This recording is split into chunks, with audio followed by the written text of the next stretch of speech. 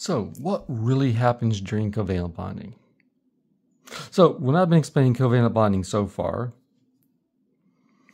let's say we're doing carbon tetrafluoride. I would represent, carbon with that electron dot notation, and fluorine has 7 valence electrons, so like this. I've got to draw 4 fluorines. Then we can say that they're sharing these electrons. And my explanation so far is when they're sharing electrons, the half full orbital in this carbon and a half full orbital in fluorine combine to form one full shared orbital. That is a covalent bond. Now, let's look at that process about what's really occurring.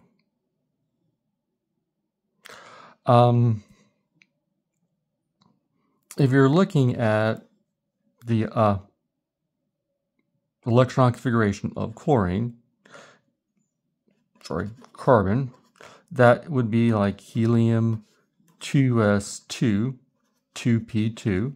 If I made it into orbital notation while adding some details about the orbitals, and the spins, you get something that looks like this, which looks like there's a pair of electrons and 2 unpaired electrons, which means you would have a electron dot notation looks like this, which is definitely different from the one that we use for carbon. So, what is going on? Well,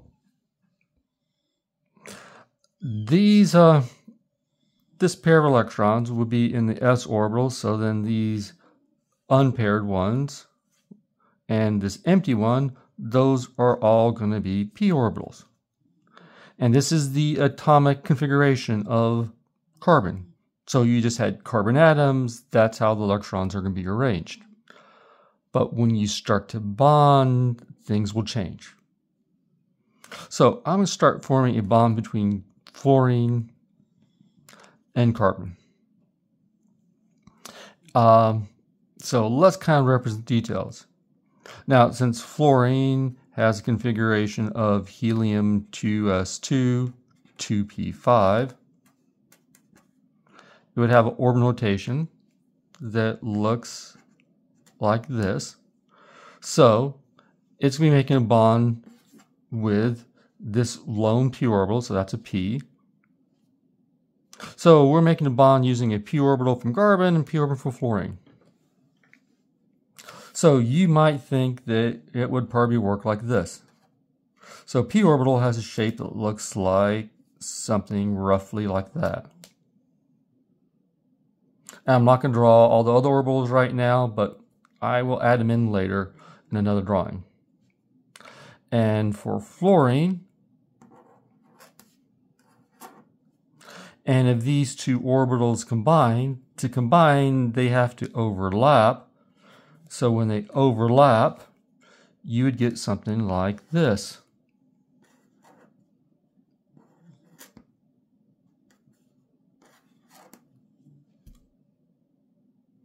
So where they overlap, that is the bond. So the problem with this is that half of the orbital space, that's the orbital space represents where you can find the electron, for both carbon and fluorine, are on the wrong side of their atoms. It does not contribute to the bonding. Only half of the orbital space is what's being shared. So what really you form if you try to combine it like this is you'd be just like half of a bond. So something else happens in this process. Now, just representing the p ones, I'm going to leave out the other orbitals for right now, and just the one involved with bonding. What happens is, when you get these two, and they start getting closer together as they start attracting each other's electrons, the electrons in these orbitals are feeling the pull not just from one atom, but from another. So the electrons over on this side are going to be greatly pulled toward this side. And the ones over here well, they're still being pulled in this way, maybe a little bit this way, but also this direction. And for fluorine, the same sort of thing is happening. So what happens is your orbitals are going to distort in shape. Now, the reason they have those certain shapes they have that we learned from last semester is because of how the electrons are attracted, but they also have to act in waves, and that limits how they're going to shape. And we went into real details last semester. But now, because they're influenced by the pull of a second nucleus, it's not going to end up being the same sort of shape. So what happens is the electrons are pulled more toward the center.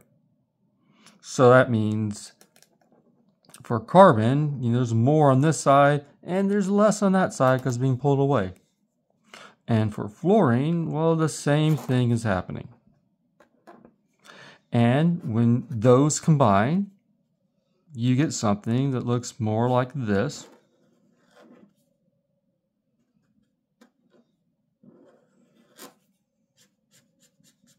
Where they overlap is where the bond, almost all the orbital space is used, can overlap, so it can use to make a bond.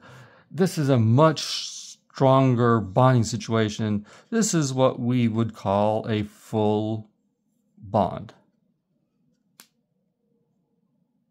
So when the orbitals combine, they're also changing. What they're changing into would be described as like molecular orbitals. What they started with was atomic orbitals. Atomic orbitals are influenced by only one nucleus. Molecular orbitals are influenced by more than one nucleus. So it changes the process. Now, before I comment more about what that changes, let's look at what happens to the other electrons. So, if I add some extra details,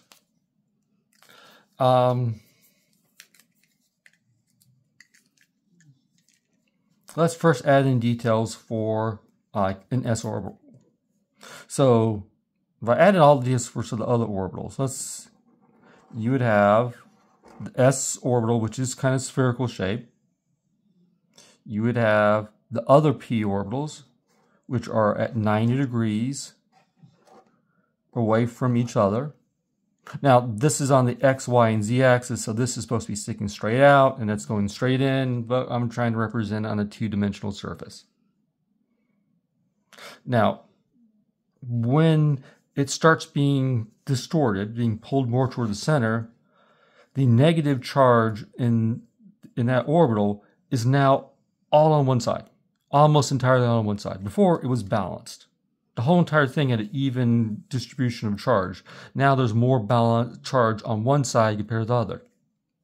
So this side is more negative than the other side is. This is a little bit negative. As a consequence, this orbital is starting to repel electrons from the other orbitals. Now, the one that's going to be most affected is the s orbital, because for two reasons. One, there's more electrons already there, and it's all spread out there, so it's actually the thing that is closest to it. The other ones are 9 degrees away. This is kind of a right spot in the middle of it.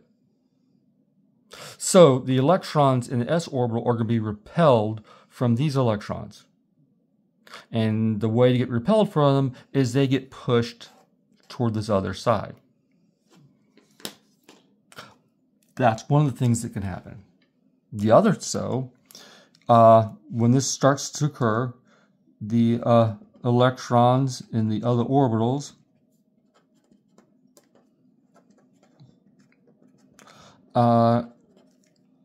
get pushed toward the other side.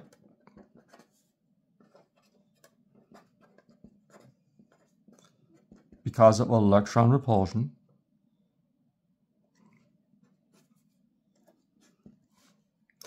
The other thing that can happen is if you have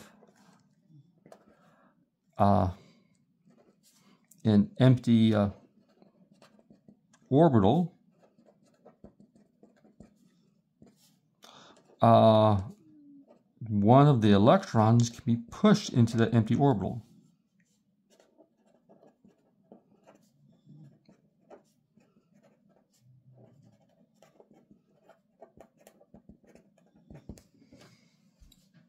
So, what happens in this case would be this. Since that's a little bit close, let me kind of draw it down over here. So here's this carbon, and you form a molecular orbital, which is going to be overlapping with same sort of process happening in fluorine. That's that covalent bond. The s orbital gets pushed toward this other side. So pushed toward the other side, then most of it ends up over here on this other side, and maybe a little bit is still over there because it's mainly pushed this way. So I can still represent the other two orbitals the same way. This orbital, what was that s orbital, now looks the same way as what this p orbital ends up looking like at. But those aren't s orbitals, and they're not p orbitals at this point. What I've drawn at this point could be characterized as the sp orbitals, which means they're halfway between s orbitals and p orbitals. One part s, one part p.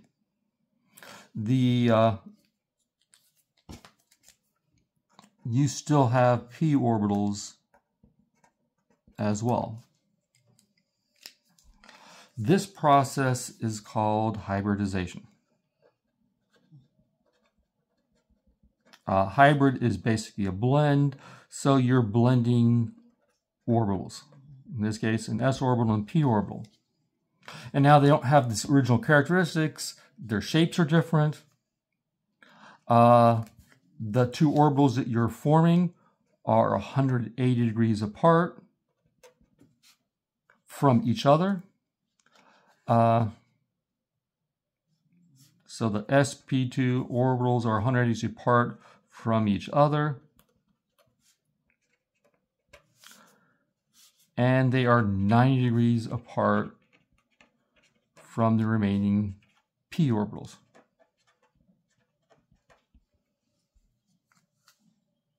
So at this point in our drawing, we've basically gotten to the same point as if you had this much of your structure drawn. Explains why the electron dot notation changes from what would match our configuration to matching this configuration instead.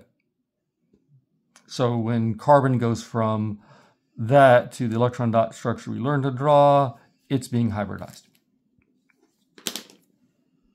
Now, there's actually more than one way it can possibly be hybridized. And in this structure, as we're growing it, this is in the sp sublevel, sp orbital, sorry. That's a p orbital, and that's in a p orbital. And one of these electron pairs is an sp orbital, and the other two are in p orbitals at this point. So when I come up with another fluorine, you see what happens when p orbitals combine. They don't combine like this, they combine like that. So I'm going to switch papers and show you how that would look.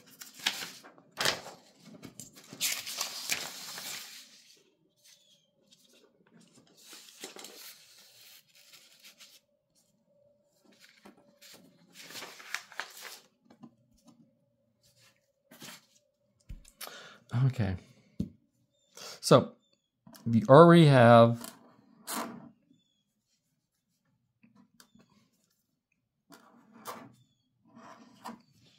this, And our p orbitals I'm going to do in red.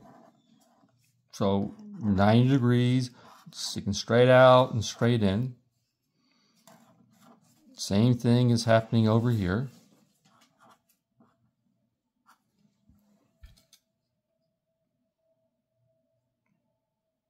Whatever I'm doing, the carbon is basically the same sort of thing can be happening in the fluorine. So let's see what happens to the carbon. Focus on that.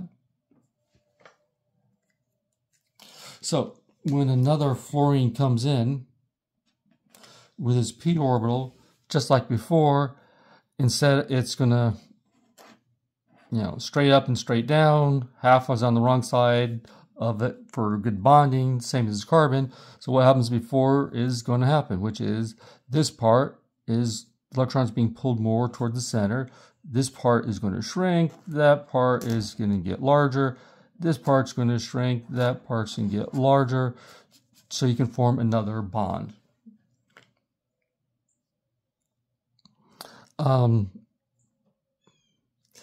As you build up negative charge here, it's going to repel the bonds, the orbitals you have already.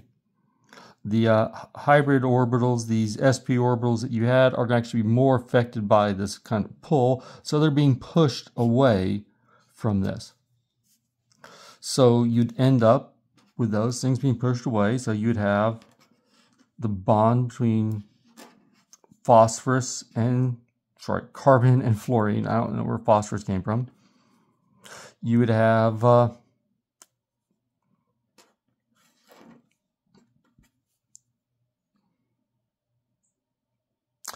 okay, let me redraw that. You'd have this bond between carbon and fluorine, and that's made by these orbitals that have radically changed their shape. I'm not going to draw this one 9 degrees separate. That was where I was going wrong here, because they're being pushed away. So it's being pushed away. It can't go to the other side because this other one's being pushed away, and they repel each other. So what you end up with is having this come out at an angle, and this as an angle, and they're trying to be as far away from each other as possible. So they're basically about 120 degrees apart. And this is the one that is bonded to this fluorine. And we still have this one p orbital, which is 90 degrees apart from all these other orbitals. So it's like it's sticking straight up and straight down. Best my management to try and draw something three-dimensional, two-dimensional space. Now, at this point, these things are hybrid orbitals, but they're not sp ones. What you have is you have 3 of those orbitals are going to be sp2 orbitals, and then one of those is that p orbital.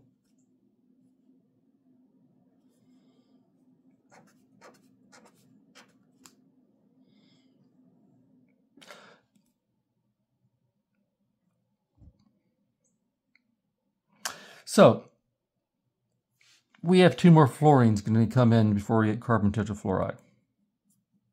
So another fluorine comes in with a p orbital that's going to use to form a bond, and this one as well. Okay. These p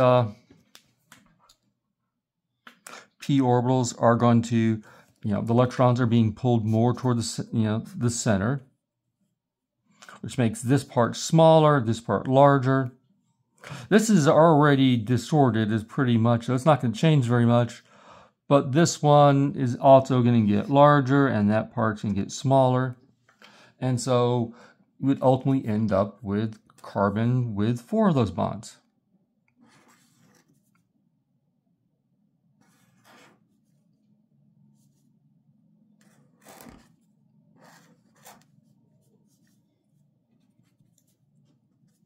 And there's these little ends of the orbitals that aren't useful for bonding, but most of it is in the spot that is useful for bonding. Now I'll try to represent this. This is my three-dimensional drawing on a two-dimensional surface, but the angle that you'd get between these things actually is 110 degrees. It's not 90. 90 would be the angle if it was all flat, but because you've got 3 dimensions, you got a little more space to work with, you can actually get these things 110 degrees apart. Now at this point, they're not s orbitals, they're not sp2 orbitals because these orbitals blended all 4 of those orbitals together, so they're 1 part s and 3 part p, so they're described as sp3 orbitals. So these hybrid orbitals, what is it happening when we start, say, looking at things we've saw in the past? Well, when we were talking about, say, something like the second energy level, when you talk about atomic orbitals, you had your p orbitals and your s. There was 1 s, there were 3 p's. The p's were higher energy.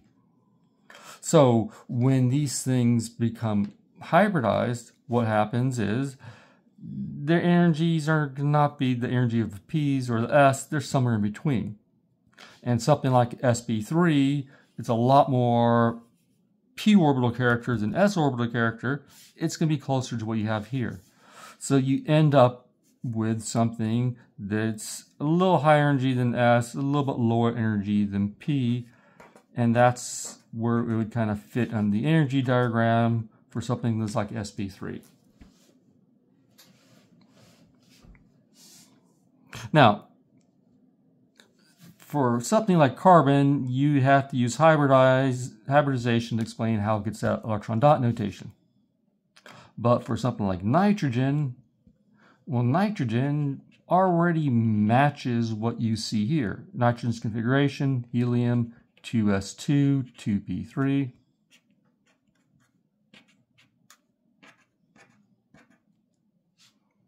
So it's easy to see how you have a pair of electrons and 3 unpaired electrons. So just looking at that, you'd say, well, it doesn't have to hybridize. Well, only one part of the hybridization involved taking a pair of electrons and then splitting them by taking advantage of an empty orbital. There's no empty orbital here.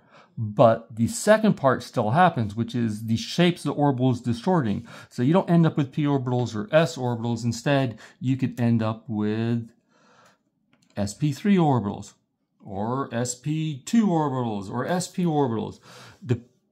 What type of orbitals actually forms depend a lot about the bonding.